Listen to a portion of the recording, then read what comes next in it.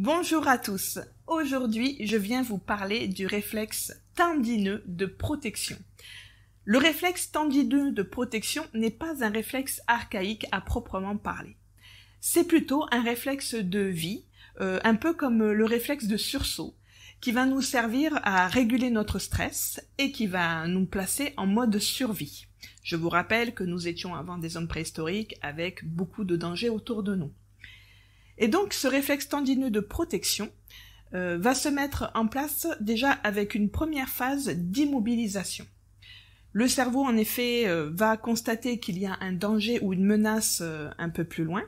Du coup, le corps va se mettre en posture un peu fléchie sur les jambes, un peu fléchie sur les coudes, beaucoup de tension au niveau du dos et des trapèzes, et il va regarder la scène qu'il pressent être menaçante ou dangereuse. Quand il va regarder cette scène, il va se focaliser dessus, c'est-à-dire qu'il va fermer toutes ses écoutilles, il va juste percevoir les bruits, les faits et gestes, les sons, les odeurs de la scène qui est dite menaçante. Alors si, après cette immobilisation et après avoir constaté que non, cette scène, cette situation que le cerveau perçoit n'est pas dangereuse, le réflexe tendineux de protection va s'inhiber totalement et tout seul. Si par contre, le cerveau constate qu'il y a effectivement un danger, il va y avoir deux choses qui vont se passer. La première, c'est que dans cette posture, le cerveau va pouvoir constater que, par exemple, imaginons c'est un gros mammouth qui vient nous attaquer. On est seul, on ne peut pas, on n'a pas d'armes, donc la première chose qu'il faut faire, c'est fuir. Ainsi, tout le flux sanguin va être positionné au niveau des jambes, et cette posture fléchie des jambes va permettre, en fait, de fuir très rapidement. On peut bondir aussi rapidement. Tout est fait pour que, dans ce réflexe, la fuite se fasse de façon plus cohérente possible et le plus fluide possible aussi.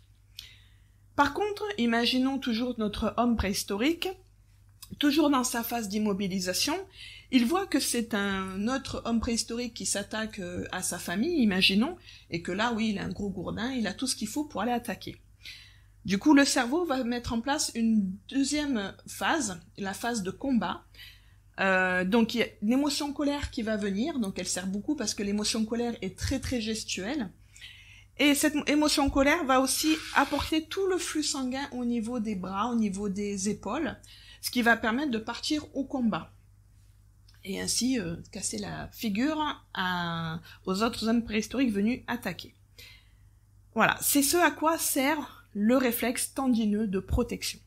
Malgré tout, le fait que nous avons une situation un peu plus stable que quand nous étions hommes préhistoriques, il nous arrive d'avoir des effets de stress qui nous poussent forcément à avoir cette posture où on est prêt à combattre, et la vigilance qui est ici, qui est située ici dans notre cerveau, est très active. On est en hypervigilance.